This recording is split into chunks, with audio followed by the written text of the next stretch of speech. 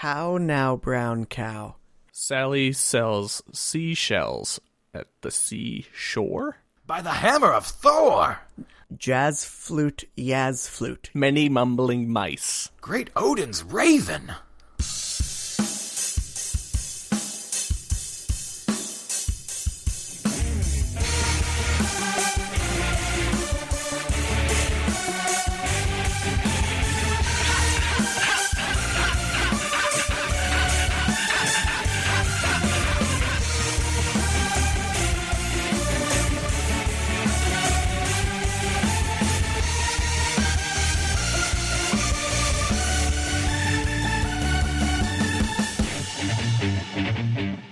Hi, this is Boss Barrel Radio. This is episode 537. My name is Jamie Hoffman. I'm Griff. With me, as always, is Griffin Brewer. It's Griff Grifferman, Jeff Jeffina, and James Jamerson. Tell me about Watchdogs 2, whatever the hell his name is. Griff. Watchdogs 2 is an Ubisoft game where you do hacking. And I played it for about an hour and was like, okay, this is neat, moving on. Were you not compelled by the characters? I was more interested in the game because of the characters this time around. But then once it was like, open world missions, and I'm like, oh, see you later, game. How much do you like a character that is just entirely emoji? He's not entirely emoji. I mean, he does have a voice, and there is a character there. It's not disgusting. I do have some questions about that, because I actually kind of enjoyed Watch Dogs. Like, I enjoyed my favorite thing about Watch Dogs was going into like a building and just like posting up like right at the edge of the building and just hacking security cameras like ad nauseum and making guards' grenades blow up and just causing mischief and mayhem. I understand that's not so much a thing in this one.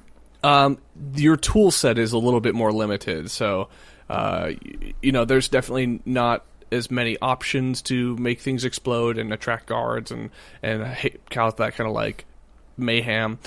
It's more like you can supplement your sneaking or action with those things. So it kind of encourages you to do a little of both.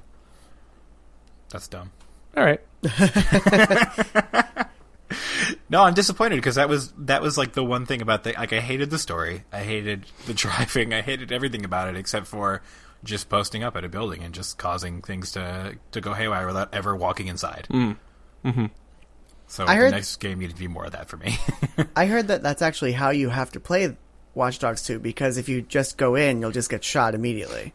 I mean, okay. You can go in there and like run and gun, but you need to get to a point where you are viable to do that, like getting superior firepower, and then you'd have to play it like very, very silly, where you just run in, shoot a guy, run away, run in, shoot a guy, run away. You could do that, but like there is the path of I'm just going to hack and stay in the back and not do anything is. I just don't think it's as viable as it was last time. Like you have to move through the levels. You have to kind of engage with the guards on occasion. So that's something. Does it have my favorite skill in it from Watch Dogs 1, which showed up in a tip screen, which is to take down enforcers, purchase the enforcer takedown skill. I sure hope so. I didn't explore the upgrade wheel tree too much. I didn't look at the end tree, but I got a couple of them that are just like, now you can hack stuff better. I have an actual question about the series. Do you guys think that Watch Dogs is over? Because I heard this did not do so great. Do you think this is the end of Watch Dogs? I think it's even worse. I think that like people are really over like open world games in the normal Ubisoft fashion, and I'm really curious to see what they do with the next Assassin's Creed, because it needs to change somehow and dramatically, or else I feel like no one cares anymore. I mean, you're always going to have those people who play every Assassin's Creed game every year. Griffin.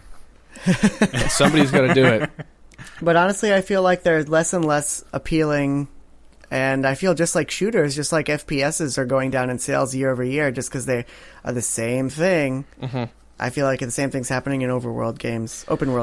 But I feel like in the shooting realm, like I know Titanfall didn't do very well, even though it was really innovative. But like Doom generated a ton of positive buzz, and that's because I think they were kind of unabashedly single player first. Yeah. They did something unique, and I think if they're going to keep doing the open world thing, they definitely need to. Ubisoft definitely needs to switch it up, and they're a talented publisher. Like Rainbow Six Siege is a game that has shown itself to have some legs, even though you guys thought it would suck. Still haven't played it. Still won't. So, what's that? Still haven't played it. No interest in that. Yeah, I do have interest, but I haven't played it. I haven't played it either, but I've watched a lot of it being played. No. I've watched a lot of it being played, and I love what I see. Like it's a very watchable game. Is it Counter-Strike Go though? How much money have you lost? How many loot chests have you purchased? It's not Counter-Strike Go. It's because there's no upgrades in match. It's just like set up for the dudes to show up. I know. Show up. I was just gonna say I don't think shooters are going anywhere. Like Counter-Strike Go is humongous. Overwatch is prolific, and Jamie, like you said, like Doom and a couple other things are still doing. Well, no, I mean shooters aren't going anywhere, but Jamie's right in that like Call of Duty is becoming tired. Like, yes, you can't just iterate on the same thing over and over again because eventually your audience is going to lose patience with you, and that's what seems to be happening with most of Ubisoft's properties. Totally.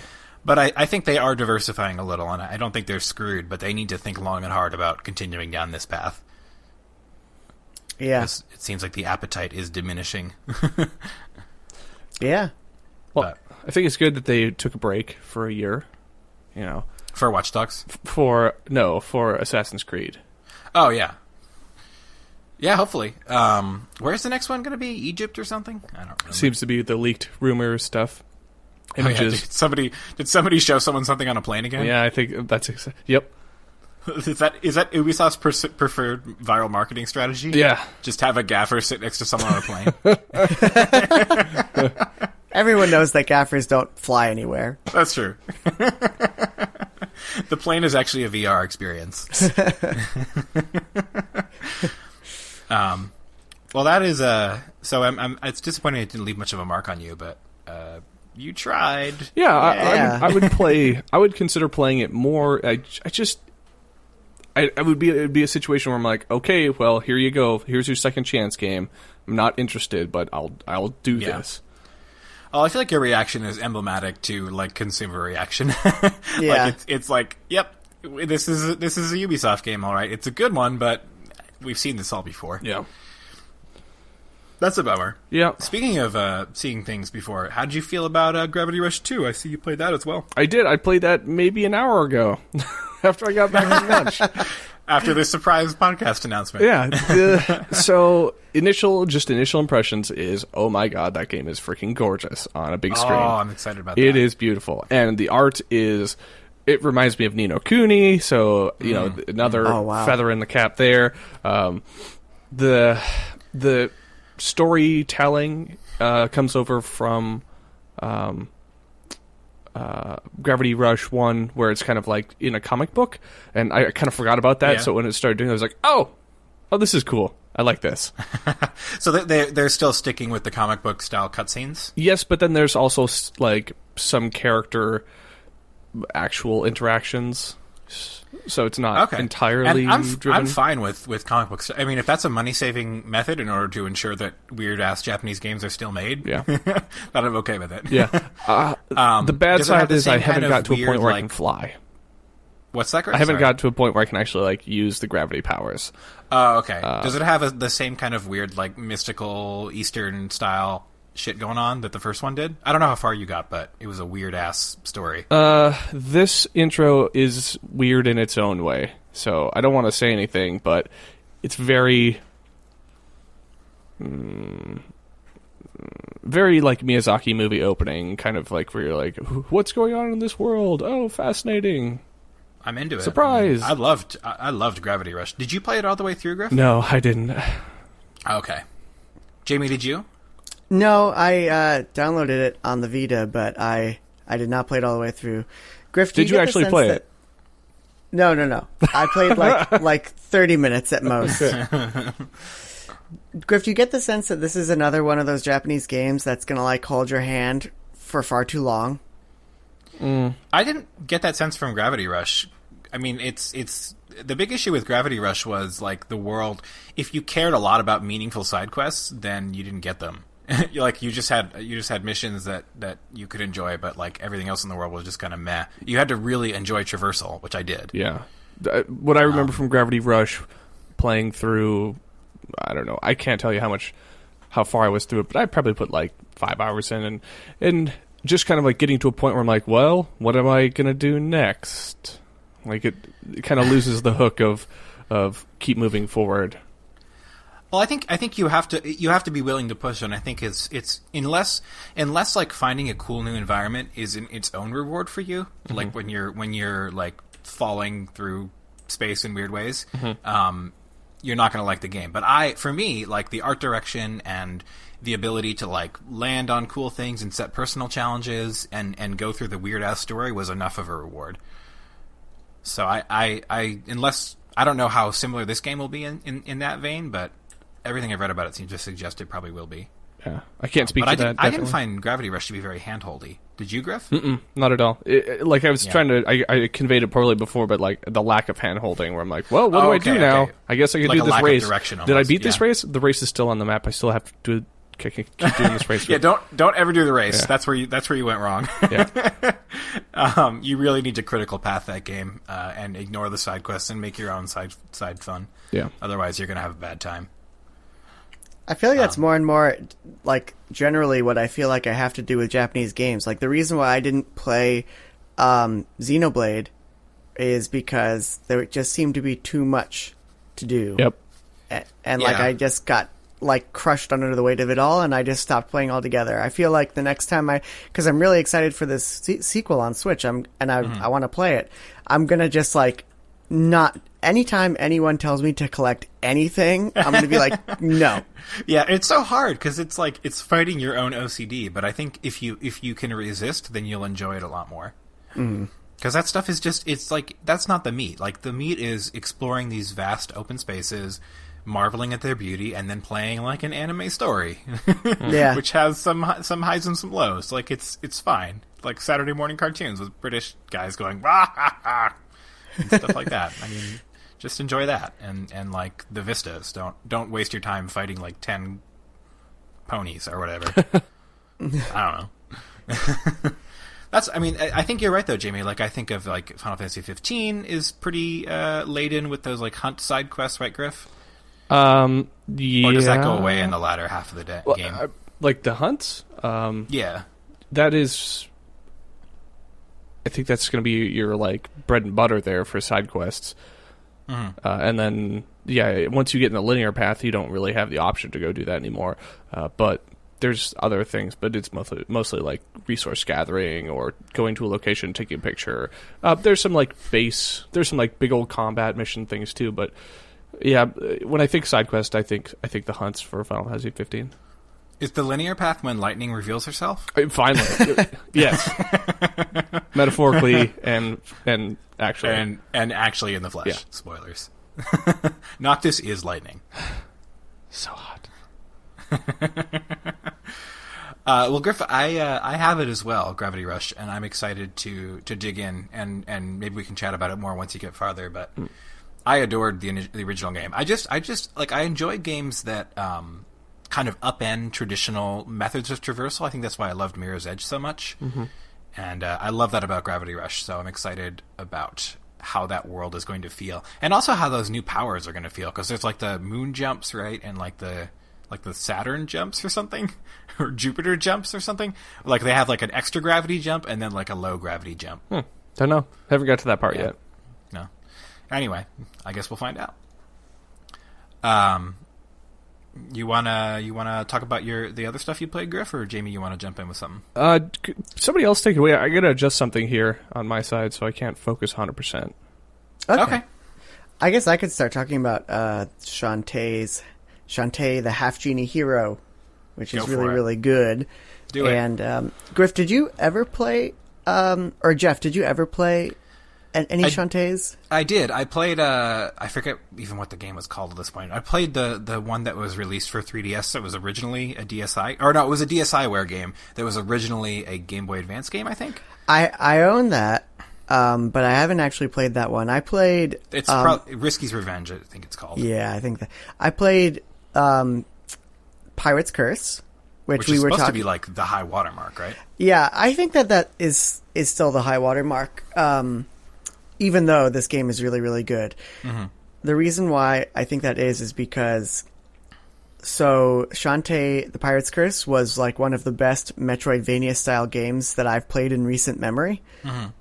It has amazing combat, kind of pixel-perfect platforming, great soundtrack, and I just love the loop. The loop in that game seems to be really well balanced and extended in terms of getting new powers and everything. So just when you feel like you can't do something, you can head back to the home base and like upgrade some aspect of your fighting so that you're stronger and you can take it on. Oh wait, so do you find powers in Pirate's Curse or do you buy them? So in Pirate's Curse, it's a combination of the two. So in terms of your and in both games, actually, it's a combination of the two. In terms of like your core abilities, like she whips her hair back and forth, and that's how she attacks. You upgrade that at the home base, and otherwise, like some other things, like you pick up a sword, you pick that up in the game as part of the story. Okay. You also get like a pirate sail that you can use to glide and float up. You get that. So it sounds like the meaningful traversal / exploration upgrades come through exploration itself, and then combat comes through combat. Or through money. Is that fair? Well, sometimes there's some overlap, but for the most part, correct. Okay. And in the new game, Shantae Half Genie Hero, it's kind of the same, although there's some substantial changes to the game overall. So, like we were speaking about before, it's less Metroidvania, more stage-based. Mm-hmm. You can very easily... And I think it's like... Some people might actually prefer this game because it's more of like a quicker hit. Like, I think overall the game might be even like as much as half as long. Like, this game's shaping up to maybe be like a 7 to 9 hour game as opposed to Pirate's Curse, which is like if you want to collect everything, since you're going back to the levels so much, it's like a 20-hour game, if I recall correctly, or at least... encroaching on 20 hours. In this, you can quickly like go to any level, and then you can warp within the stages of the level. Oh wow. Which is really nice in terms of like backtracking and finding things. Also, the levels change when you backtrack. Like the first time you play through some levels is not the same as like when you backtrack through them, which is kind of cool. It keeps things fresh. Subtle changes, not massive changes. This sounds very Mega Man X. Like Mega Man X had the stages that changed after you beat the boss, and had like are there little alcoves that you can only open with certain abilities, and then like you find your suit upgrade in there or whatever, you know? Oh yeah. So it sounds very Mega Man X. Now I didn't actually think about that, but yeah. Definitely very, very Mega Man X. At least what I recall of it. I don't play as much Mega Man X as Griffin does, but Griffin starts and stops Mega Man X2. I think at least once every 6 months. Yeah. Wait, sorry, I missed that. What was that? You start and stop Mega Man X2 like every time I turn around. Me? Have you beaten it? How far did I get? I don't think I did. I don't think I finished X2. You have such a love-hate relationship with it. I finished X. I love X. It's my favorite game. I was going to give it to you, man. So I think that you might really like Half Genie Hero then, Griffin. And I love X as well. I like X2 as well though, but X3 is superior.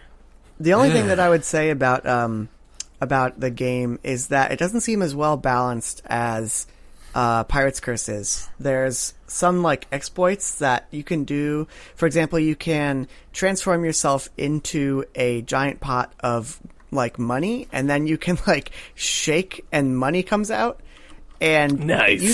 it uses mana. But there's a part in the home world where it's like a pool where you can sit in to like replenish your just mana. Farm infinite money. Yeah, so I will just sit there and I'll just farm money, and then Are you telling me in this game you can shake your moneymaker? Yes, literally. All right, just checking. And a couple other things are a little different. Like, it has this beautiful painterly Rayman style now, but what you get in that, in terms of the art style, you pay for in terms of that pixel perfect platforming and combat that you had in the 3DS games. It still feels really, really good, but it's just not as fully perfect. 2D, Jamie, or are there 3D elements? It's or fully 2.5D. I mean, it's fully 2D. The camera never like turns around and then you're running into the screen. There's nothing. No, like that. I mean more like, are there elements in the levels that are rendered in 3 dimensions? I do not believe so. Okay, because that was one of my gripes about the look of DuckTales. How they kind of merged like 2D and 2.5D art together to not so attractive effect. No, this is... if that was the case in FG. No. Okay, that's good. Sometimes it can be a little jarring. Not jarring. It's just a little. You'll notice that. So they fully animate everything. So like when the character is in their animations, it's moving at like a cartoon style frames per second. But then, but then you're moving faster than that. So I don't know if you're really anal retentive about graphics, you might notice something like that. So you're saying the animations run at like a lower frame rate than the rest of the game? Sometimes, like that's weird. Not necessarily for you, but like for certain enemies, like they'll be going through an animation at like what would be the equivalent of 24 frames per second, but you're running the game at like 144 frames per second. That's weird. Yeah, I wonder if that's just an issue with the PC build. I wonder if everything is synchronized at like a solid 30 or a solid 60 on consoles. Or I'm also wondering, is that intentional and it's trying to like emulate that kind of herky-jerky lag of like a 16-bit or 8-bit action game? Well, it could be, but the thing is, I think anytime you do hand-drawn, you're limited by how many frames of animation you draw. So, true. If you're running the game at 144 hertz, there's no way they did 144 frames for that. Yeah. That's a very minor issue. Yeah. It's just a side effect of what they're trying to do with this new style. Interesting. But I think it's a really, really good game. I think it's worth whatever they're charging for it on Steam or whatever. And I think it's really, really, it's still really fun. But not as funny as Pirate's Curse. Pirate's Curse was like funny. I laughed out loud at Pirate's Curse. Not really happening with Half Genie Hero, but oh my god, the soundtrack, guys, it's so good. Yeah, the stuff you sent us was fantastic. Oh yeah, I did listen to that. That was really good. I talked about how Jake Kaufman sometimes, like, I think he overloads his tracks with instruments. Like, it can be a little too crazy, but he seems to have exercised a little bit of restraint this time, which is serving that music so much better. Yeah, I completely agree. There's a huge like variety of tunes. Mm-hmm. Some of them harken back to like Pirate's Curse, but are better, and some of them are brand new and like really interesting and engaging and really flavor the whole thing. I'd highly recommend it. Yeah, I will definitely check it out. I'm happy to discover that I was looking at my Wii U yesterday because I'm thinking about, well, I probably will hack it today to like, well, it doesn't. It's within my legal rights to do so. You're gonna homebrew that thing? Yeah, I'm gonna homebrew it. It's super easy. It's been broken wide open, and I'm excited to turn that into my emulation device now that Nintendo doesn't care about it anymore. Does that mean you're finally going to touch the screen with a finger too? Oh God, no! That's disgusting. Yeah, you Griffin, are why would I gross. do that? I'm calling the police. You can't touch a resistive touchscreen with your fingers, man. Touch screen and take your amiibo. What is this, the New York subway? Out of the box. Is this the New York subway, you motherfucker?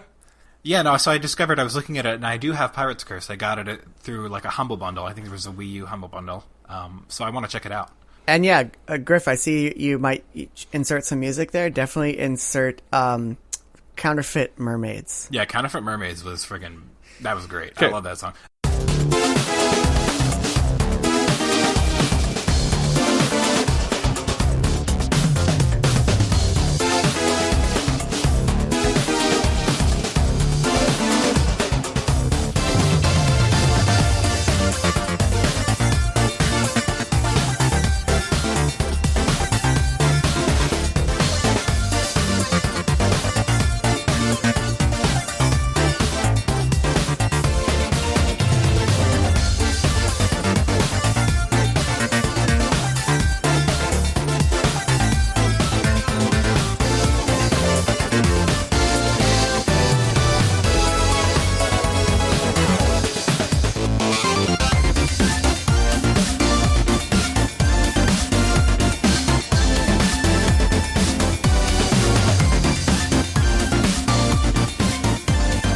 click it, isn't it just gone forever?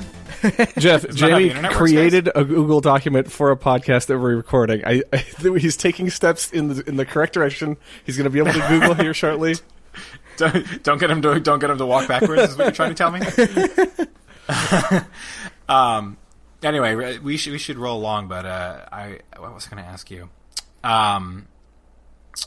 I can't remember. Play Pirate's Curse. You'll really like it. Yeah, I was going to say, yeah. Should I start with Pirate's Curse? Should I grab Half Genie Hero? But I'll start with Pirate's Curse. It sounds like that might be the slightly better title. I think overall it is, and I think that will stand the test of time better, but I think that this is important in terms of the direction they're taking it. If they can combine the quality of the design of Pirate's Curse with the production values of Half Genie Hero, that would be like the perfect platformer. Maybe next time. I don't know. I find it so interesting to watch Way Forward carry on and do their thing alongside Yacht Club, because that's a lot of former Way Forward people. And we can chat about this now or later, but there was some footage of the Spectre Knight expansion for Shovel Knight that came out over the past few days, and it looks so good. Tell me about it.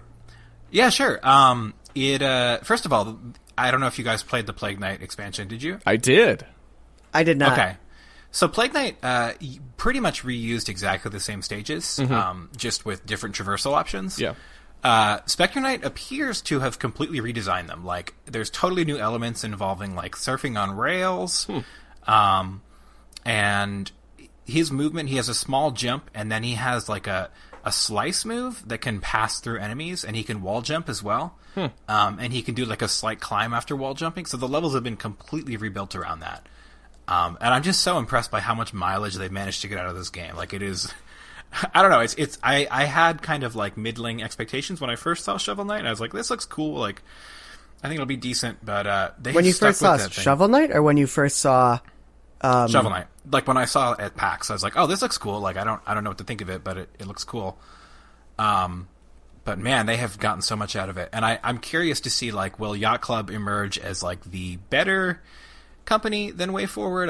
How will they diverge? I'm just very intrigued by the whole thing. But anyway, so for Spectre Knight, so it appears they're working with him being undead as well. I don't think he has a proper health meter. He has 2 bars. He has a will bar and a darkness bar, and I couldn't quite suss out what they do, but it's more complex than just dying or living. So it looks really cool. I'm pretty excited about it. That's awesome. Yeah, and they've also updated their pricing structure so they can actually make money off of these expansions. Good. I was going to say, wasn't Plague Knight free? It is, and Spectre Knight is also free if you own the game, but they are they're rebranding it as a basic edition, and then they're going to have a treasure trove edition, which is going to have all the expansions. So everyone who has the basic version gets all the expansions, but starting in a day or two or something, it's going to upgrade to the treasure trove, and so you have to buy the expansion standalone, which I think is good considering all the work they put into this game. So wait, in a day or two? Is this expansion out in a day or two? No, I don't know when the expansion comes out, but they're changing their. So basically, everyone who has the game is fine, but they're changing the pricing structure going forward so that if you buy it now, you can purchase the expansions on their own, or you can buy the full season pass style game or whatever to get everything.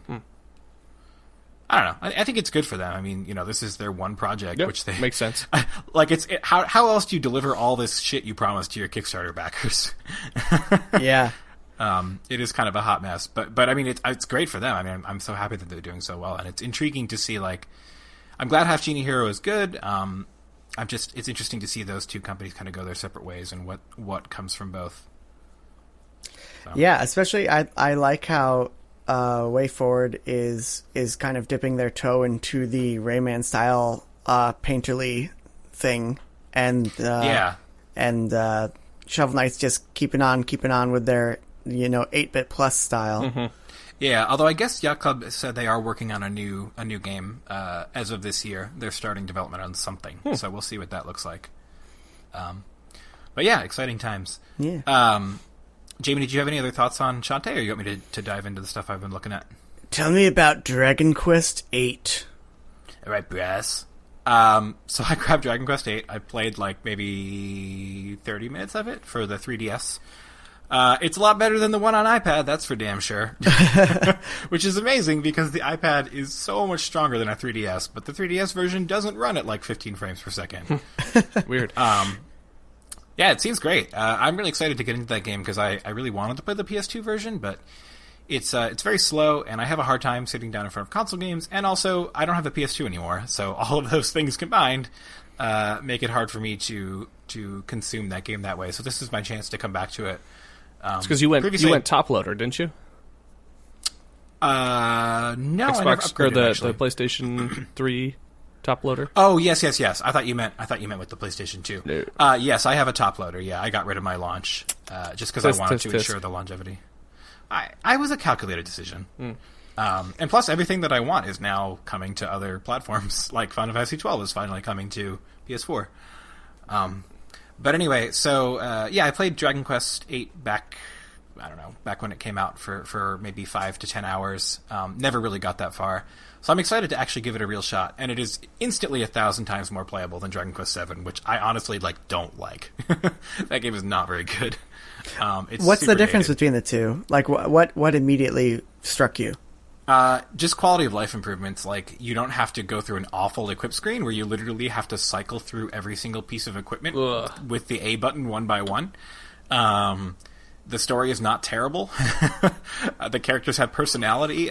There's not just these awful vignettes, which are just like really lame and dumb. The way the Dragon Quest VII story is structured is you go, like, you start out on this small island and you go to all these other islands and you like do these weird processes to bring them back into the world, and they all have little stories associated with them, but they all kind of suck. And like the dungeon design is not that great. It's just an old game. Like it's a game that started out 2D and has been converted to 3D, and you feel that. Whereas Dragon Quest VIII is a game that was designed like for 3 dimensions. And with these new improvements, having visible encounters is nice, although they do despawn very quickly, which is weird. But it just feels good. It's less of a slog than Dragon Quest VII immediately was. Is this an 80-hour JRPG? I think the story is around 40 hours, so it's long, and I'm aware of that. It's not as long as Dragon Quest VII, which is supposed to be like 80 to 100 hours, and is like not fun. Because I'm really tempted to get this thing. I don't know if I'm going to have the time to put into it, but it looks really good, and it's exactly the kind of game that I've been wanting to play on my 3DS. Yeah, and it performs well. I mean, again, the only issue is the draw distance has some issues. Like, there's some pop-in, and the enemies tend to despawn really quickly, which can kind of break immersion. Like, you literally, like, pan the camera and then turn back, and the enemy is just gone. You're like, okay. But it feels good. Like, I'm having fun with it. It just, like, much more immediately so than I did with 7. And it's got, like, voiceover, and there's some weird things, like some of the text is a little blurry, which I don't like. I don't know why you couldn't do that at native resolution. But on the whole, it's good. And it's only a couple of text boxes that are that way, so. Is the main story compelling to you? I haven't gotten far enough to really say how I feel about it. Like, it starts off, it's cute. I mean, it's basically you are a castle guard, and you're escorting the king and the princess, who have respectively been turned into a goblin and a horse. And that's all I know at the present moment. And there's like an evil jester who killed someone in the first town. How many slimes are there? There are 3 slimes in the first battle. Because yes, that's what you do in Dragon Quest in every game. Yeah, it's good. I mean, it gets to the action quickly, unlike Dragon Quest VII. Navigating the menus isn't an awful chore. Like, going from island to island in Dragon Quest VII is the worst. Because you have to go through this teleportation dialogue tree, which is just a nightmare to go through. I have one question that I'm going to ask, and I'm going to base all my future purchasing of JRPGs on this question. Okay, I'm going to do the same, but backwards, but opposite. All right, go. So my question is, let's say that you have a sword equipped on your main character, and then you want to go to a store and you want to see if the sword that they have for sale is better than the sword that you have. Is there a way to do that before you purchase the sword without, like, manually opening up your menu and seeing the stats for the sword? Like, when you go to the store, does it, like, compare what the sword you have with the sword you could buy and tell you easily which one is better? Give me a few moments. Oh no, Since my 3DS I don't want right to do this anymore because I agree with you, Jamie. I'm pretty sure it does.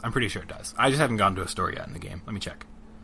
That was something I noticed in Final Fantasy 15, which it is it's there where you can compare weapons against each other, but to actually be able to tell, like, it defaults onto Noctis, and you're like, well, I want to use this sword or this gun for Prompto, and then you have to you have to do like a Shoryuken command to get over to him on the menu list. No. You're like, okay, well, I guess this is an improvement. But I don't know what any of these fields mean and what they're doing.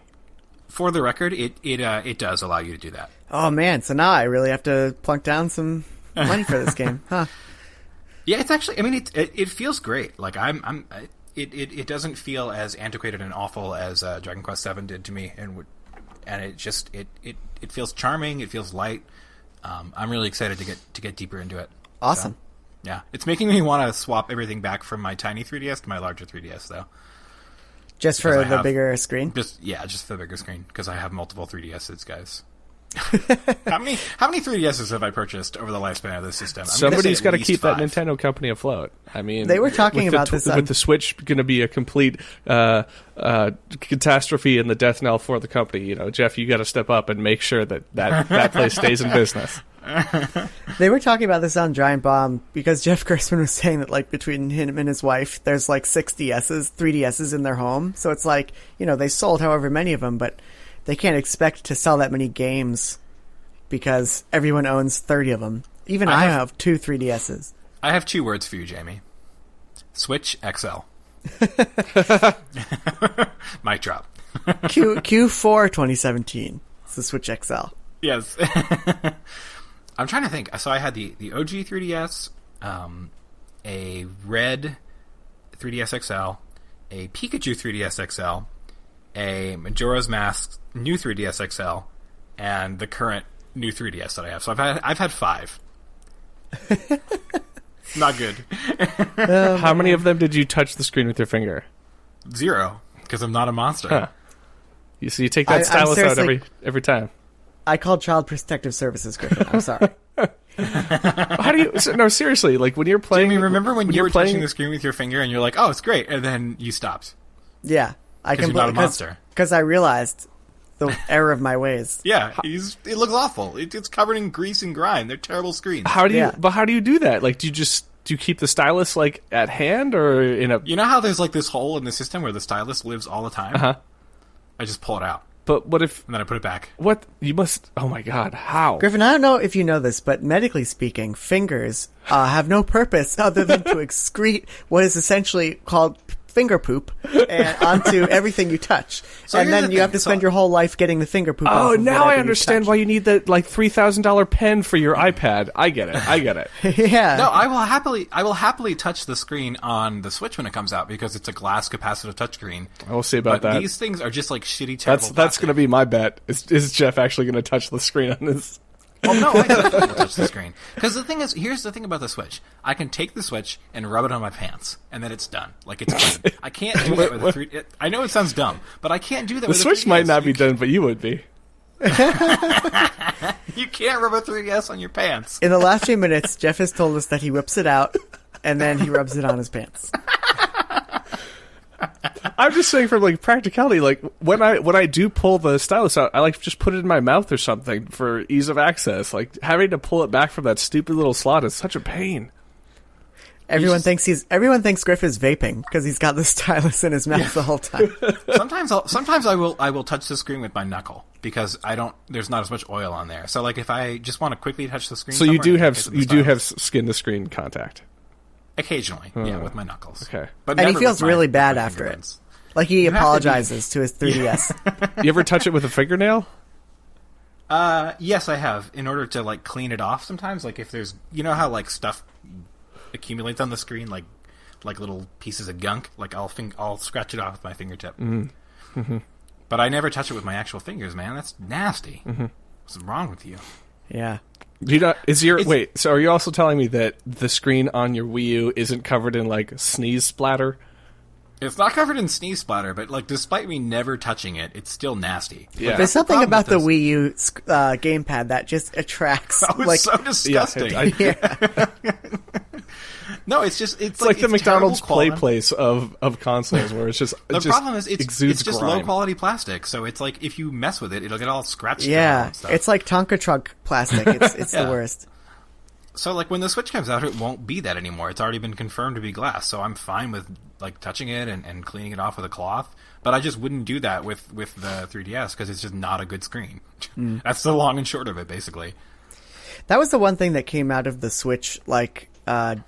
New York Day preview thing that really made me feel good about that system, because for me, the only thing that really matters is that little screen good, and everyone said it was. Yeah, so I'm cool. Yep. Yeah, I think that matters to me, and hopefully the Joy-Cons will be comfortable to use on their own, because I'm excited about the prospect of 2-player gaming with them, and I don't want them to suck. I hate reporting on other podcasts, but from everything that I've been listening to coming out of that, the answer is no, they suck. I think it depends on who you listen to. Giant Bomb hated them, yep. Engadget loved them, so it really depends. Well, I've listened to a couple other things, and they've also said that they look small and uncomfortable, and they are small and uncomfortable. It'll probably be that they're manageable. I'll probably love them, and you guys will probably hate them, because my hands are the size of a child's. I want them to be something you can get used to. Like, I don't, if they are just not functional in that mode, I'm going to be mad, because I'm going to be like, why did you bother? But if they are usable, like, I love the Wiimote as a controller, so if I can love this as a controller too, I know it's smaller. Jeff, just shell out the $80 or whatever for the Pro Controller. $70? What is it? I might shell out 70, for that isn't it? Down the line, but I'd love to avoid it if I can for a while. Plus, they're not even selling the damn thing yet. So, do you guys know about Long War at all? No. Nope. Okay. So when XCOM, Enemy Unknown, later Enemy Within came out, something that generated a lot of buzz was there was an unofficial an unofficial mod or expansion that came out called Long War, which was a total conversion mod, changed the way the game played, made it a lot longer, really enhanced the strategy layer, made it a lot harder, just kind of like leaned into all the cool stuff about XCOM and really turned them up like a ton more. Like a game that started out being around 20 to 30 hours turned into like a 60-hour game. I mean, the length can be is something that maybe isn't the best, but the other stuff that came with that, basically taking the coolest parts of XCOM, which is the really tense encounters, and making them even more tense and interesting. And this studio, or this hacking or mod group rather, that made this later turned into a studio now called Pavanis Interactive. I think it was previously called Long War Studios. And when XCOM 2 came out and modding was announced, they had them on board making a few mods. I think you guys remember that. Nope. Alrighty. Well, anyway, one of the so basically the reason that XCOM 2 supported mods is because of Long War, and kind of to celebrate that, this newly named Long War Studios, now Pavanis, put out a few mods at launch for XCOM 2, which were pretty well regarded. And just in the past, I don't know, let's say month or so, they announced that they were working on Long War 2, which is another total conversion mod that basically does the same thing to XCOM 2. So it's taking Is it the base paid? game. No, it's totally free. So that's the cool thing. So how do you get it? Through Steam Workshop. Oh. And the cool thing is that this time they're working directly with Firaxis, and Firaxis was heavily promoting the mod, and everyone expected, okay, so Firaxis is promoting this and posting on their community blogs about it, it's going to be paid. But then the thing just came out and it's totally free, which is awesome. I have several questions. Sure. First of all, so I own XCOM 2, and I tried to play it, and I really liked what I saw, but that game is like the hardest game ever. Yeah. Same thing for XCOM. I'm in the same boat there with Jamie. So does this in any way... It sounds like they're catering to the people who want this game to be super hard, but I'm hoping that maybe this somehow does something so that it can still be hard, but maybe I can still wrap my head around it. Does it make it feel like when it says 75% chance you actually are hitting it 75% of the time? It's not like... That doesn't change. So Long War did have a reputation for being hard. They're going to great lengths to talk about how this doesn't have to be hard, and it does offer all 4 original difficulties, so you can still play the game on Rookie. And it changes a lot, so it might be worth poking your head into anyway, because it turns like the 4 in-game classes into 9, adds 3 skill progression paths rather than 2, lots of new abilities, interesting new strategy layer stuff. So it changes it. I mean, it doesn't have to make it harder. In fact, it does some things which might make the early game a little easier, like it increases squad size. Thank God. Yeah, so like it's you go from a squad, I think, of 4 in the first mission. You start the first mission with like 8 units. Whoa. And then from there on, you can usually bring around 10 units on missions. Wow. So it probably makes the earlier game easier because of that. Question number 2. I never understood how the like farming new units worked, like because my people were constantly dying. Sure. And I never understood how skill progression worked. I felt like the original game, XCOM 2, did a terrible a job of explaining how that stuff worked. Does this game presuppose you have knowledge from the original? Probably to some degree. I mean, I could talk you guys through how that works. Basically, if your units die, you're not going to develop as that's the key. Like you have to survive. Like you can't just keep losing units. You have to have units get through missions in order to get promotions. Okay. That's where you went wrong. It's a game that really punishes making those kinds of mistakes, or it's not even always a mistake. Sometimes it's just bad luck, but it really punishes fucking up. Basically, you not only do you lose your unit in the mission, but you get set back in progression. And it's important to have like diverse squads of like some rookies and some skills units, because the rookies are so much worse. But you need a varied squad because sometimes they get hurt and they can't be in combat anymore. So. Yeah, they're not going to help that much with that. So it's probably not for you guys. But for me, I'm really excited about it. Can you save scum this?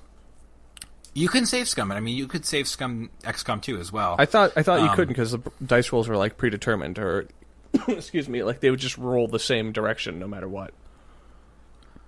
Oh, I don't know if you can save scum mid-mission, but you don't have to, like, you can restart missions. Right. As long as you don't play Iron Man. Right. I don't know what save scumming looks like in mission. I'm not sure if it's like Fire Emblem where all the roles are predetermined or not.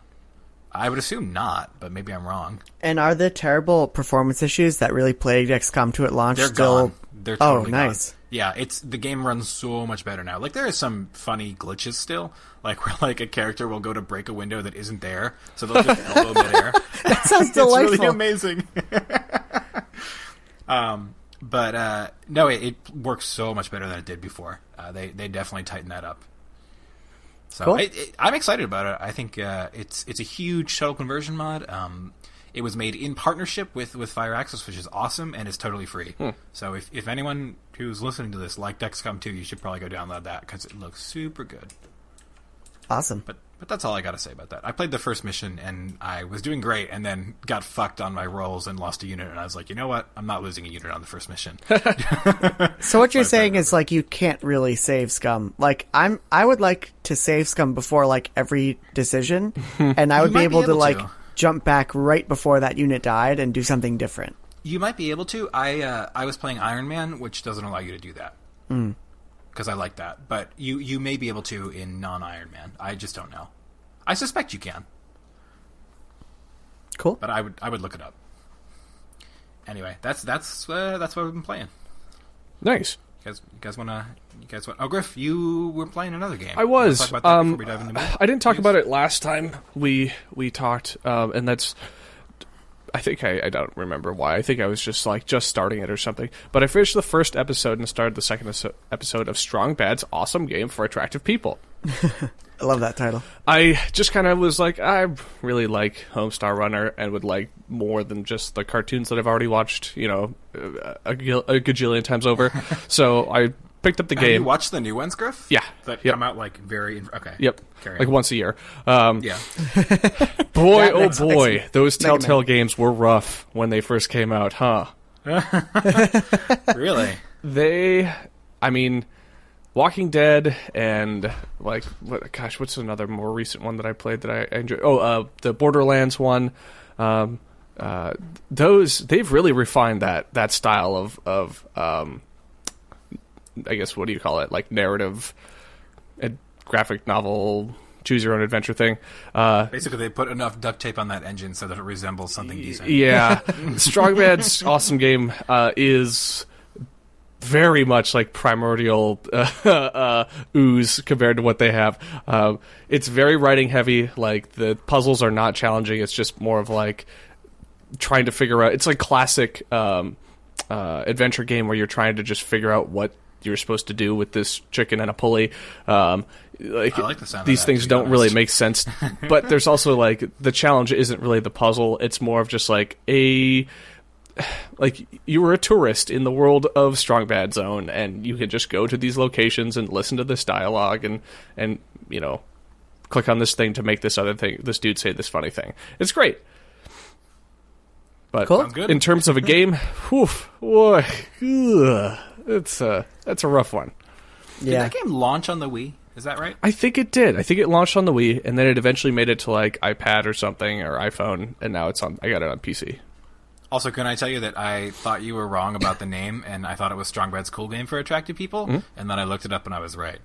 Oh, so eat my balls. Nice. It's Strong Bad's cool game for attractive people? Yes. Great. Perfect. Thank you for fixing that.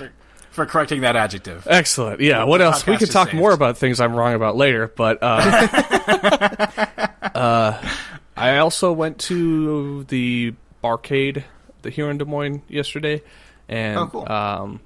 Though they are slowly bleeding some of my favorites, they did have a Neo Geo cabinet that had Samurai Showdown, and most importantly, Windjammers on it. So I was able to, for the first time in my life, play Windjammers. That's awesome. It was amazing. Whoa. Cool. So I hope it has online multiplayer when it comes to PS4. That would be amazing. I hope so too. But yeah, I looked into that when I got back, and Windjammers is supposed to be coming to the PS4, but no scheduled date for that yet. So I'm cannot excited. wait for that, and having actually played for real Windjammers, man, oh man, I cannot wait to do that. Good game. It is a great game. It is the best game. Awesome. That is exciting. Samurai Showdown is really crazy too. I hope that gets. I kind of want to go pick that up. I'm not familiar with that. It's like a sprite-based fighter. Okay. But- Is it like a 2D fighter, Yep. like a classic? Okay. Yep. Because I know Neo Geo had a ton of fighters on it. Yeah, they're all pretty much 2D, I think. But this one, like just the little time that I flirted around with it, the character movesets seem really weird, and like as you win matches, it gives you like tips as to new moves and things like that. So I'm like, that's kind of cool, but it's crazy. It's super crazy, and I want to check it out more. We got to bring back Eternal Champions for Sega Genesis. Do you guys remember that game? No. Did either of you play it? Oh my god, it was so fucking weird. Eternal It was Champions.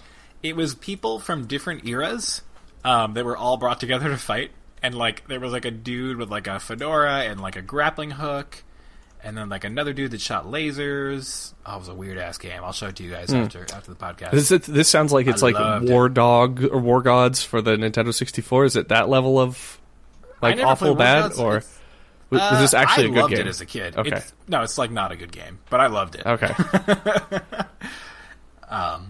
But awesome. The last thing that I wanted to talk about for games that I played is actually a game I didn't play. So much like your guys' talks, JK. At the arcade, there was something that I've never seen before, and it was called Killer Queen. And it's a 10-person arcade cabinet. Whoa. So it's 5-on-5 matches where I didn't play it, but I watched a couple people play, and from what I can tell, like you have one queen per team, and the queen has like the ability to fly around and claim like points or claim like locations that then increase something. I couldn't tell what. The queens can also attack other units, but then the other units are just drones, and they're running around the map like collecting honey and stuff and bringing it back to the lair. So I'm watching these people win, and it just, the screen ends and it's like economic victory. So I'm like, whoa, that is crazy. Or it's like, military victory and the queen kills the other queen or something. And I just thought that was so cool that like there's a new crazy huge arcade machine out there that's doing stuff that I've never seen done in an arcade that setting. Badass. So I'm this looking is at this is a new game. This is a new game, brand new. Interesting. I'm looking at pictures of the cabinet itself, and it is amazing. Yeah. So it looks like 2 cabinets, right, Griff? Yes. Combined. There are 2 cabinets that kind of sit at angles to each other, so you can't see the other screen. Not that it really matters, but then the other thing is there's like another gigantic screen above the whole thing, showing it to the audience. The whole game. Yeah. Wow, that is awesome. Yeah. Oh, this looks really cool. I love the art for it. Yeah. It's really funny. Yep, I have intentions to go back and try this game at some point to just say that I've done it, because I guess it is obviously limited in its locations due to its size and whatnot, but I'm excited to go try that. The winners of the Killer Queens tournament was Fat Bottom Girls. You did it, guys. You did it. Obviously. Crushing stereotypes across the world. Well, that's a Queen thing, Griff, if you didn't know that. Oh, I get it. That's pretty good. Yeah, that's bicycle race. Okay. Bicycle race, bicycle race, bicycle race. Okay. So are we all good on games? We're gonna get over to the newsland? Sure. Finish this bad boy? Yeah. Oh, wait. There's one more game I played a little more of. Okay. I don't know how. I don't want to talk about it at all. I just want you guys to know that somehow I played like 2 more hours of Pocket Card Jockey. Amazing. Yep. The game is so good bad. So good bad. Are you clamoring for a Switch port? I would totally play a Switch port. Oh, man. None of you got into that. No. Never picked it up. I don't think I even bought it. Because Wow. you told us, you basically were like, don't do it. Yeah, I'm glad. I'm glad that you guys didn't. I'm glad. I'm happy for listened. both of you. Okay, move on. Let's move on. I was going to say, I have momentous news, which is that I sold Mario Kart 8 and Splatoon in preparation for rebuying them like a chump on... Jeez. No, so let's get into the news. You want to talk about the couple of little Switch tidbits before we jump into the Fire Emblem Direct? Yeah, sure. So Isaac confirmed at launch. Which is cool. Yeah. That's very cool, especially for someone like me who I've always been intrigued by that game. I've purchased it at least once, but I've never really gotten into it. I think the reason why is I purchased it initially on my Ultrabook thinking this will be a great game to play on my Ultrabook, but I really didn't like playing it with the keyboard and the trackpad. Mm-hmm. Yeah.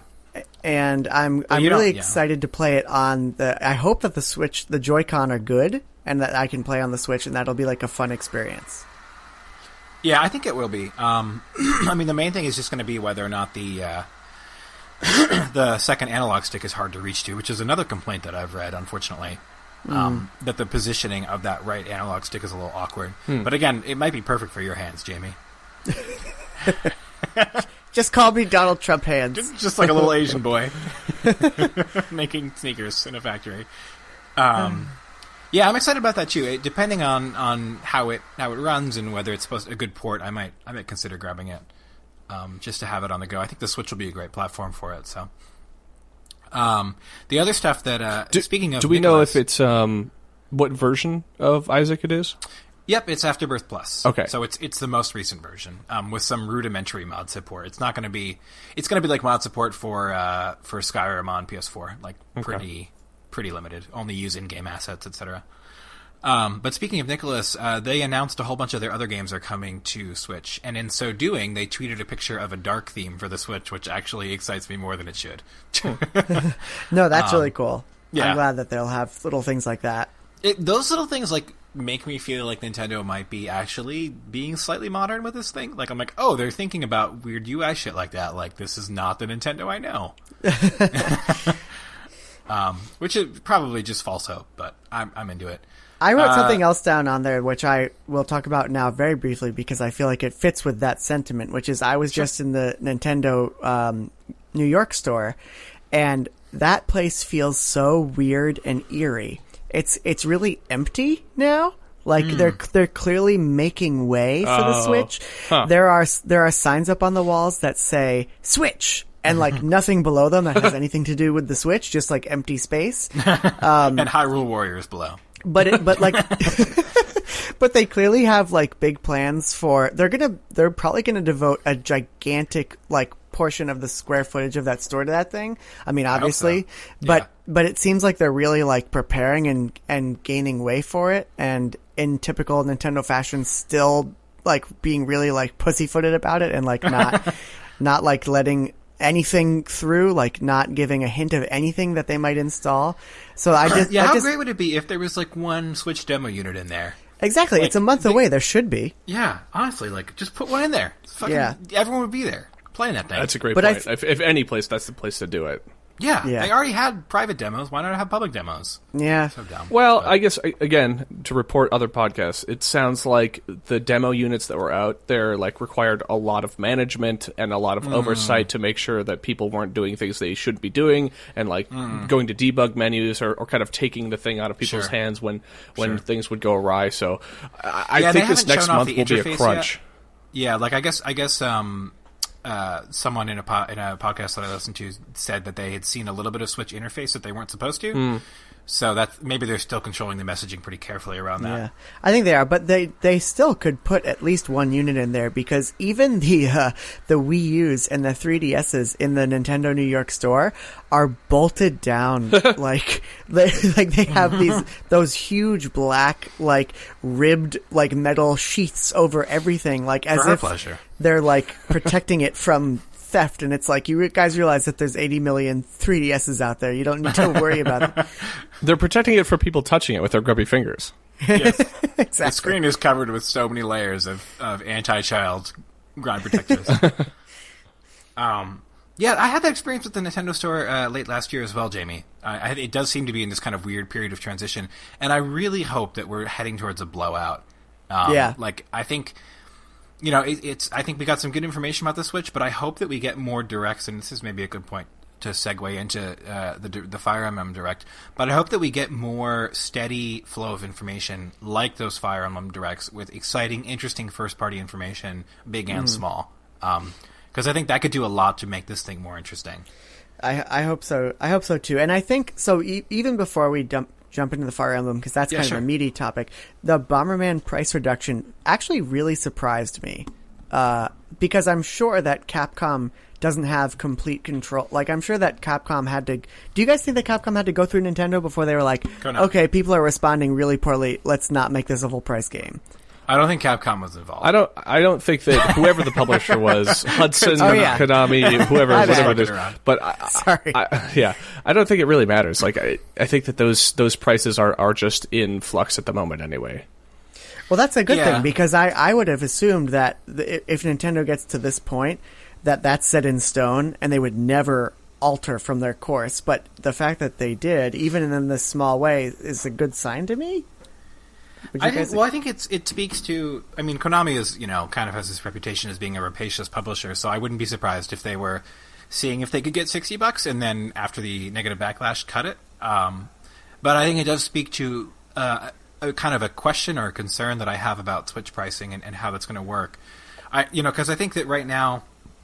And again, the Direct will maybe touch on this a little bit, but we're seeing the Switch and the 3DS coexisting, and I think that eventually the Switch will absorb the 3DS's audience. I hope so. Idea.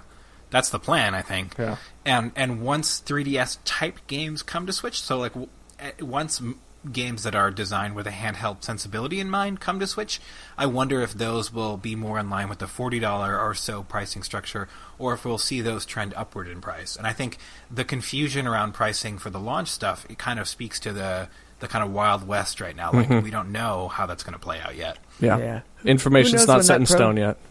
Yeah. Who knows if that Pro Controller... I mean, they're facing a lot of backlash. Who knows if that thing will still be $70 when it actually is available for purchase? I hope it will. If there's one company that will not yield on their pricing, that is Nintendo. That's true. It's just so funny because it's like, in some ways... Like, go anywhere right now and try and buy a copy of Metroid Other M for less than $40. I dare you. Should I play that game? Nope. Okay. Actually, I don't know. I still debate whether I should give it a chance or not. I owned it and I sold it and I had some like pangs of regret after selling it, but I was like, you know what? Like, I didn't have fun with this at all. Well, like, it's not a good game. But I'm like, maybe it is. I'm like, no, I hated it. It has the Nintendo seal of quality. No, I don't think it's a very good game. Okay. You could spend your time in better ways. Okay, now I'm fully ready to discuss the Fire Emblem. The Fire Emblem Direct. Yeah, and we can dig into that. So on the 18th, I think it was, they announced like right after the Switch event, they said, "Hey, there's going to be a Fire Emblem Direct," and I think, unlike most Nintendo Directs, it ended up actually being a little more meaty than people expected. Yeah, certainly I didn't expect kind of too much meat because I tried to watch it and was like, okay, I can't be on the bike at the gym. There's too many details here that I need to pay attention to. Nintendo, why aren't these Directs disappointing and sparse with information? What the fuck?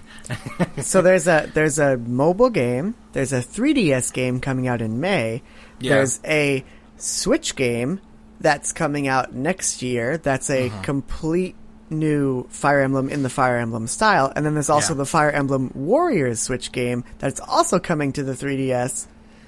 The new 3DS only. The new 3DS only. So there's four. The second new 3DS exclusive game. Wait, the Fire Emblem Warriors is going to Switch, isn't it? Yes. Okay. And 3DS. And new 3DS. So, and I think there's so much interesting in terms of like what platforms were selected for this stuff and the messaging around it. I think that's the compelling piece to me. I think it. Well, first of all, I guess the 3DS game was intriguing to me because it's based off of a Fire Emblem Gaiden, which is like a side story with weird new mechanics like dungeon exploration and shit like that. Like the stuff they were showing looked really odd.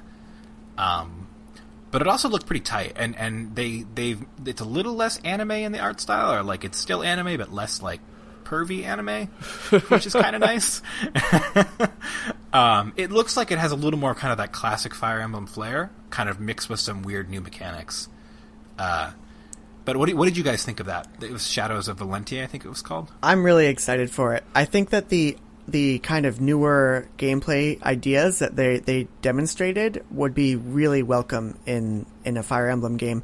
I like alternate modes in Fire Emblem games. I liked how in the newest one there was that like castle defense thing going on, and then also like building your castle and placing the houses in the castle wherever you want. I love that stuff. So I think that whenever they add a new mode into those games, or whenever they change anything about those games, it's really thought out and well planned. So I hope it all comes together.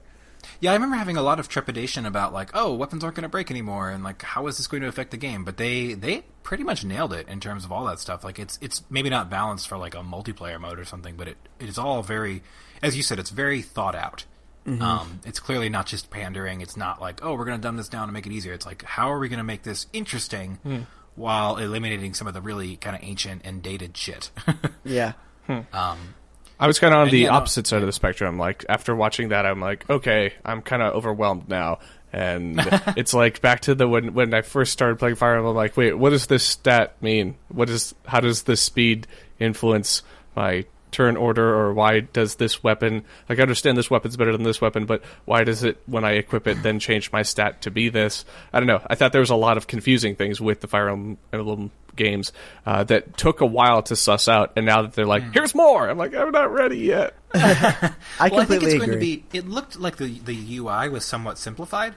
It looked much more readable than it used to be, kind of like a little sparser and more Spartan.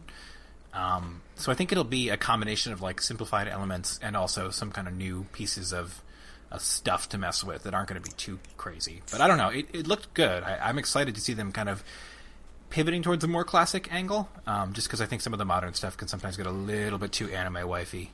I agree. I think that in terms of like the stat stuff, I think that Fire Emblem is much like this new mixing board I have. I'll never really understand it, but I'll get to a point where I can hopefully, it'll just work, and like there'll still be things that I'll never get, but it'll just work enough. And I'm okay with that because the rest of the game is great. Yeah, I did think some of the stuff from Gaiden sounds a little weird, like the class changing its statues things. It seems weird, like you can change to lots of different classes. That seemed a little complicated, but I'm reserving judgment until the game comes out. I'm sure it'll be implemented in a way that is at least sensible. And then I'm thrilled to have a new Fire Emblem coming in May. I mean, that's great. And I'm thrilled to have this new mobile game come out like in a couple of days. Yeah, it looks fun. I feel like it's pretty limited, but I like that it's still Fire Emblem combat. Like, it's still stat, as Griffin would say, stat ass combat. Like stat ass, statty combat. Stat ass. Stat ass. But when we were watching the direct, and we were starting to wonder if it was a CCG, and then I jokingly said, "I'm really hoping for blind packs and duplicates." And then there was there, and then there was blind packs and duplicates, and then the heroes had battle damage. Yeah. No, it looks like it'll be gotcha. Can I rub the touchscreen to get their clothes to come off? Probably. It looks like it'll have some gotcha stuff in it, but it looks like it won't be the worst of it. Like, you can turn your shitty level 2 hero into a level 5 hero if you grind enough. So, like, it'll be okay. I'm just wondering, like, what the pricing structure is going to be. Yeah, well, I think it's going to be, use gems to get new heroes and shit, and maybe use gems to level them up quicker, stuff like that. But, they said there's a campaign in play. I was a little ambivalent about the 6x8 grids, but it looks like you can actually fit a lot of shit into those. Like, there was some interesting terrain stuff going on. I was actually very impressed. Yeah, I mean, and they have to simplify it a little bit for mobile, They do, yeah. I mean, it's a different audience, and I think while I initially, when they showed the map, I was like, oh, there's like no terrain or anything on this map. When they started showing additional maps, I was like, oh, actually, there's some stuff going on here. Like, I got to give them props for this. Yeah. So I think it remains to be seen, but I am cautiously optimistic about it. I'm sure I'll have at least a decent time fucking around with it for a couple days. So. And you both liked the Zelda Warriors game, right? Yeah. Yeah, I had a good time with it. Yeah. So are you guys pumped for this thing? Nope. I'll check it out. I don't care. I think Zelda's cooler because I think there's more items and interesting kind of diverse playstyles that come from Zelda. I just think it's a more interesting world in terms of like varied enemy types and stuff like that. I don't see Fire Emblem offering the same. Like, everyone has a sword or like a lance. Like, it's all the same. So we'll have to see. Yeah. I'm not super into that though. But I don't know. It could be decent. And it is weird that it's coming to new 3DS as well. Yeah, it's weird. Makes you wonder, like, how long is the 3DS going to stick around for alongside this thing? And is it the more portable version of the portable? Yeah, all I hope is they're like, this just happens to work out this way. That's how I feel, especially because it's only coming to new 3DS. Yeah. Like, it seems like, this is like a death knell for that system. Like, okay, we're going to support this because we sort of can, but it's getting to the end of the line. It's going to run like the Zelda Warriors game ran on the 3DS at like 15 frames per second. It's going to be awful, I guarantee. I pretty much am sure. On the new 3DS, it runs pretty well. It runs at like a solid 30. Oh, really? Okay. Yeah, it does. So if they're using the same engine, then it might actually be okay. But yeah, I wonder if it's going to run on the new 3DS like the current one runs on the old 3DS. Yeah, that would be a bummer. Yeah. Also, the other big announcement, which you alluded to, Jamie, which I have some thoughts on, they announced, they didn't show anything, but they said, hey, we're working on Fire Emblem for Switch. It's going to be the first true console Fire Emblem in, since the GameCube days. I found that interesting because they went to great pains to describe it as a console Fire Emblem, and I wonder if the era of like mobile Fire Emblem is now dead. Like, do they now have to put a whole bunch of resources into making this look and feel like a console game, even though it started as a handheld series? Like, I'm wondering. I think this is the big question with Switch. Like, what happens to the stuff that was on 3DS? Does it now have heightened expectations? Do the budgets swell and grow? Or do they continue to kind of make more humble, less graphically intensive, less story-driven experiences? Like, I wonder what is going to come of that. Yeah, it's a great question. I really don't know. I mean, I think that cost increase is mitigated somewhat by the fact that, Switch games have a lower, like, expected install size, it seems. Like, we're not talking 80 gigs, we're talking like 13 gigs or whatever. So yeah, and it's not these aren't games that the companies are like looking to project onto 4K screens, so it's not like you need 4K assets for these things. But at the same time, I don't think that any Japanese game company will be comfortable taking the type of visuals that we would get on the 3DS and putting them on the Switch. I just don't think that that's something they would do. Well, it's like such an interesting thing because, like, I would love it if $40 games could coexist with $60 games. I would love it if your Pokemons and your Fire Emblems kind of stayed within that space, but had assets that could be scaled up. I would love it if they kind of had like a mobile first design, and they targeted that price, they targeted that audience. But it's not clear, and I think that'll be an interesting piece of how the Switch does, and whether or not Nintendo can have that sustained first party output. Because I think if they become a primarily console style development firm, then it's going to be really hard for them to put out enough output to keep this interesting, especially with kind of anemic third party support. You know what I mean? I think it'll be interesting to see what happens with the Switch version of Pokemon Sun and Moon, and I think that'll be like the bar they set. And they, in terms of what they expect from games that had previously been mobile games. Mm-hmm. That's a good point, yeah. I think that will be like the first sign of what's to come, because that was more or less confirmed, right? Even though they haven't said anything about it. Right. It's not confirmed. I mean, GameStop mentioned playing Pokemon on Switch. That could just be because they know that, down the line we're going to see Pokemon on the Switch. It's really not clear. Okay. Huh. I'm the kind of person who loves me some rumors, and Eurogamers seem pretty sure of themselves, but I wouldn't say we're 100% on this one yet. But I do agree, Jamie. I think that'll be a really interesting point if and when they announce that, to see like what does that look like? What is the cost like? I think there's a lot of questions there as to what we can expect. I wish they'd shown like a screenshot of the Switch version, because I think it would tell me a lot more about kind of what they're targeting. Mm-hmm. But alas. Did you guys expect the Switch to sell out everywhere as quickly as it did? Do you think that's all that would always happen, regardless of what Nintendo was putting out in terms of a console, or do you think that that's actually a good sign? No, I think it's going to happen no matter what at this point. I don't think we can really know. What do you think, Griff? I think it doesn't matter. Like, consoles launches, they're going to sell out no matter what. Let's see what happens. I think the real barometer is going to be when we hit launch. What does the inventory look like? What does the sell-through? Because if this is sitting on store shelves like 2 weeks after launch, then we got a problem. And Reggie's promise that they won't have the same type of supply issues that they had for the NES Classic, is that just something that he has to say, or does that actually have any weight behind it? Probably both. I mean, they have 2 million at launch, which is decent. I mean, how do we know that number?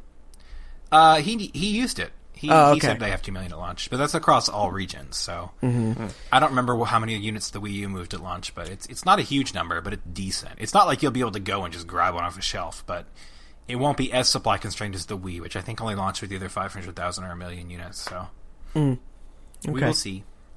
I agree. Griff, are you alive again? I heard you. I heard him. I agree with what you said. Not chancing it. All right. Well, do we have anything else to cover here, or should we wind this baby down? Cut it at a tight hour and change. Yeah, this nice little small episode has now gone into over an hour. And while I'm still able to be heard, the one thing I was going to say is we haven't really. Maybe we have at the end of the year. We talked about most anticipated stuff for this 2017. Is that something? Maybe. I'm trying to remember if we did talk about this before. I don't think we did. I don't think we did. I think it could be something that we could hit on at a future date. We're pretty. We had a nice full cast here, and I'm sure there'll be a lull period where we can think about it, and put together some stuff that we're really into. Sure. I mean, I'm excited about Horizon on the horizon. Yeah. All right. But beyond that, can't even think of what's coming out this year. I'm sure there's plenty, but it's just not hitting me. All right. Well, after some research, then I guess we'll get back and talk about what we are excited about. In the meantime, we should all play some more games and do this again. Yeah. Hey, do you want to ask about Resident Evil before we go, Jamie? Hey, y'all gonna play Resident Evil? No. Nah. Not even a little? Nope. I did play through Resident Evil 6 from start to finish. I'm sorry. I'm one of the 6 people in the world that did that. You did it to prove a point. Did the giraffes fillet each other? I can't tell you that. That's the secret that I have to keep with the game. Are you going to play it, Jamie? I'm intrigued by it. I don't know why you guys aren't. I thought that demo was pretty cool. I don't really like horror games that much, is pretty much the main reason. Yeah. I have a hard time with them. I do too.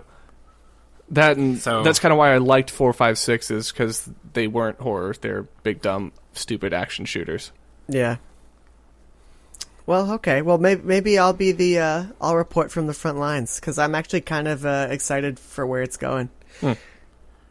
Yeah. I also just feel like I don't know. It's too much of a departure for me. I don't feel like it should be called Resident Evil anymore. I have a hard time getting past that. Honestly, I'm all for games changing it up. Jamie, I am too. I'll promise you this: if you play through Resident Evil, if you put more than 10 hours into Resident Evil 7 or whatever it is, assuming the game even is that long, I will go to the new Resident Evil movie in theaters and stay and watch the whole thing. That's just something you want to do. I was going to say, Griffin, don't do something that's actually fun in exchange for him doing something that might suck. What is wrong with you? That movie, okay. I would hate watch the fuck out of that movie. Like I would go in there knowing what to expect and have a grand time. I can't do that. I can't go to a movie if I can't go to movies. First of all, yeah, that's actually true of me as well. I like sitting and paying for a movie and sitting in a movie theater for 2 hours, doing it for something that I have absolutely no interest in and actually like a negative affection for. That is torture. Especially when Jovovich fucking loves Resident Evil. When there's actual good movies this year that I have plans to see, like this is going to make things really complicated. What is Spectre? I see that on the. It's about the Spectre of Torment for Shovel Knight. We already talked about it. Oh, okay, gotcha. Yeah, but that's all. Mm-hmm. All right, boys. Griff doesn't like good movies. Rogue One. That was so good. Subpar. Oh, hey, God.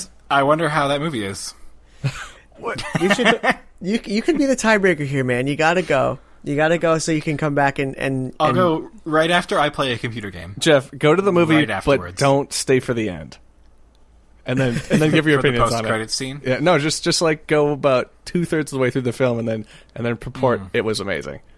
It was Mads Mikkelsen in a Star Wars movie. He's in it.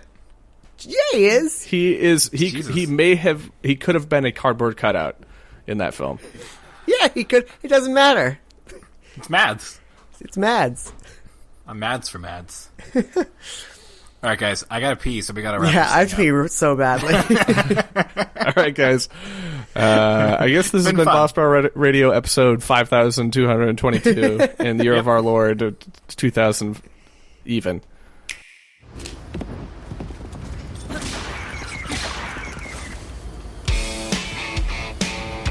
Sometimes, you know, you gotta switch it up. Out of myself, I got a story to tell.